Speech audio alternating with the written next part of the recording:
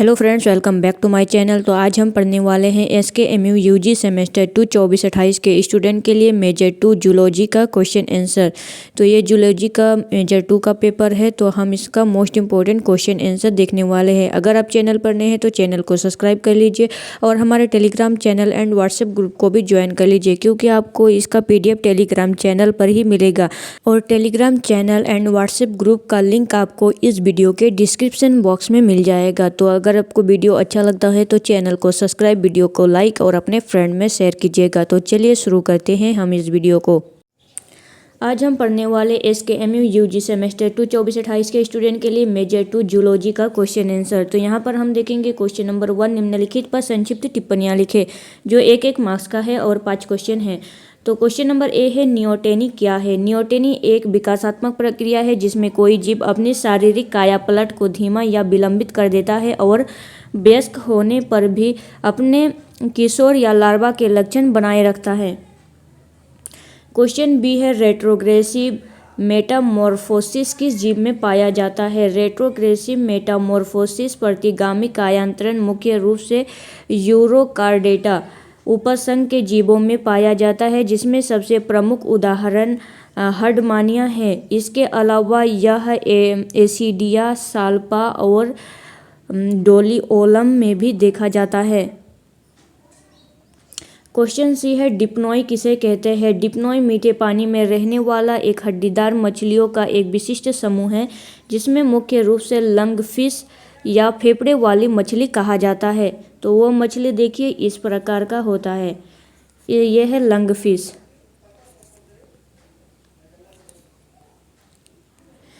Question number D है, aortic arches क्या है। एओर्टिक आर्चेस भ्रूण के विकास के दौरान होने वाली धमनियों की एक श्रृंखला है, जो हृदय से रक्त को शरीर के विभिन्न हिस्सों तक ले जाती है। क्वेश्चन नंबर ई है, पेट्रोथीरिया का एक उदाहरण दीजिए। पेट्रोथेरियन को सबसे आदिम स्तनधारी माना जाता है, जो केवल ऑस्ट्रेलिया और उसके पड़ोसी द्वीपों तक ही सीमित है। उदाहरण के लिए बतख की चोंच वाला प्लेटिप्स और इकिडना, ये 2 उदाहरण हैं पेट्रोथीरिया के। अब हम देखेंगे शॉर्ट आंसर टाइप क्वेश्चन। इसमें आपको एक क्वेश्चन 5-5 मार्क्स का मिलेगा। यहाँ पर क्वेश्चन नंबर 2 दिया गया है, साइक्लोस्ट्रोम्स के सामान्य लक्षण लिखिए।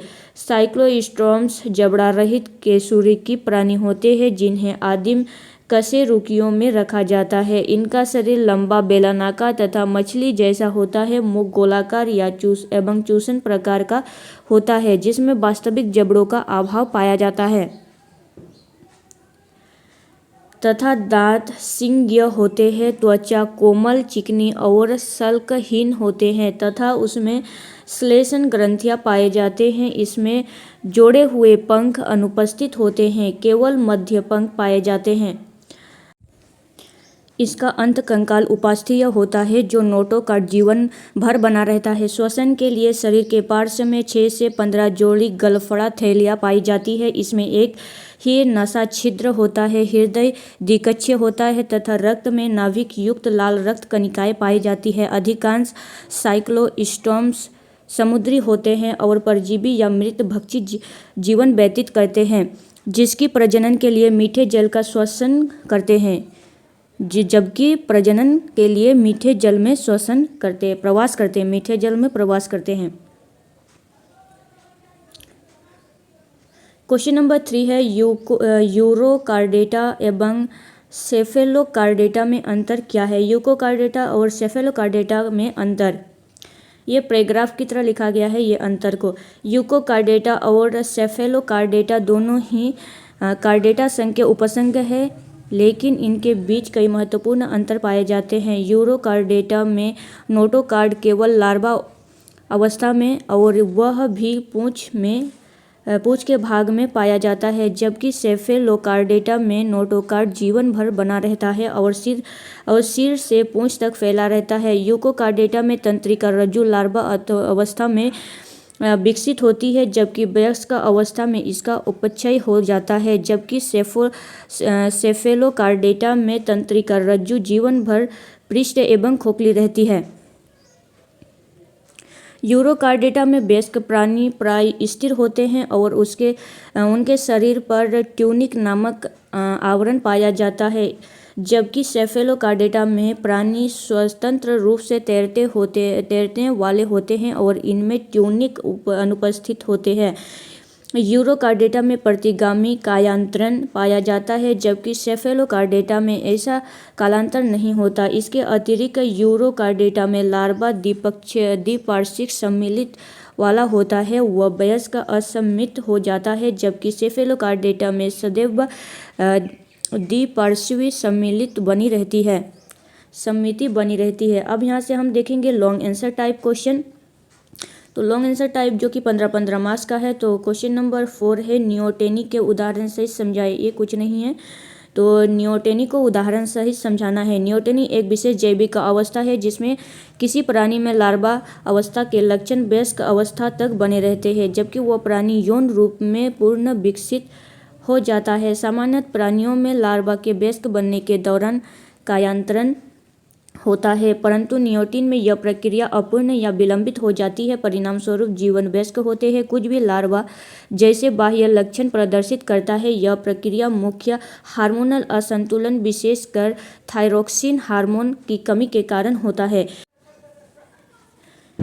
नियोटेनी प्राय उभयचर वर्ग में पाई जाती है। इसका सबसे प्रसिद्ध उदाहरण एक्सोलोटर है। इसमें बाह्य गलफड़े, लंबी पूंछ और जलीय लार्वा जैसे लक्षण बने रहते हैं, फिर भी यह प्रजनन करने में सक्षम होते हैं।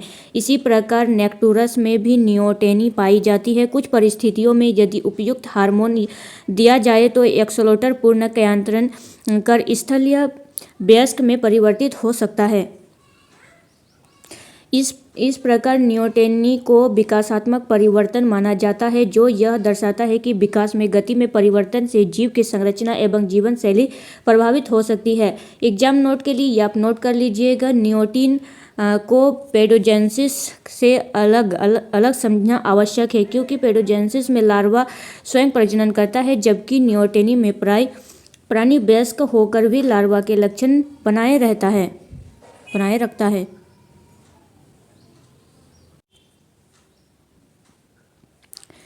क्वेश्चन नंबर 5 है, पेट्रोथीरिया एवं मेटाथीरिया में अंतर। पेट्रोथीरिया एवं मेटाथीरिया में अंतर। पहले मैं आपको क्वेश्चन दिखा देती हूँ कि क्वेश्चन क्या क्या है। क्वेश्चन नंबर 6 है, हर्डमेनिया में प्रतिगामी कायांतरण का वर्णन कीजिए। क्वेश्चन नंबर 7 कहाँ दिया गया? तो क्वेश्चन नंबर 7 है, लाबियों का प्रकार अध्ययन। लाबियों का प्रकार अध्ययन सामान्य रचना एवं परिसंचरण तंत्र को दर्शाना है।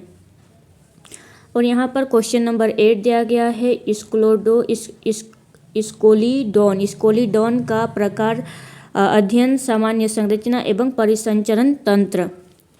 और दिया गया है क्वेश्चन 9। क्वेश्चन नंबर 9 दिया गया, पक्षियों में उड़ान के लिए अनुकूलन का वर्णन कीजिए। पक्षियों के उड़ान के लिए अनुकूलन का वर्णन कीजिए।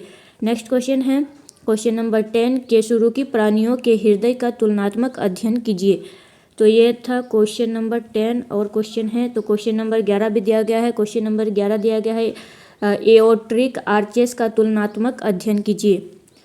क्वेश्चन नंबर 11 है। क्वेश्चन नंबर 12 दिया गया है, सांपों के काटने की प्रक्रिया को समझाइए। सांपों के काटने की प्रक्रिया मतलब सांप किस प्रकार से काटते हैं।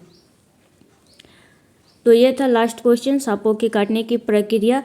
तो इसका फुल PDF मैं आपको टेलीग्राम चैनल पर दे दूंगी, तो आप उसी से पढ़ लीजिएगा। तो इसमें ज़्यादा अगर मैं बताने जाऊँ तो बहुत वीडियो लंबा हो जाएगा, तो आपको PDF मैं दे दूंगी टेलीग्राम चैनल पर, आप वहाँ से पढ़ लीजिएगा। तो अगर आप चैनल पर नए हैं तो चैनल को सब्सक्राइब कीजिए, वीडियो को लाइक कीजिए, अपने फ्रेंड्स में शेयर कीजिए। तो मिलते हैं नेक्स्ट वीडियो में, तब तक के लिए थैंक यू।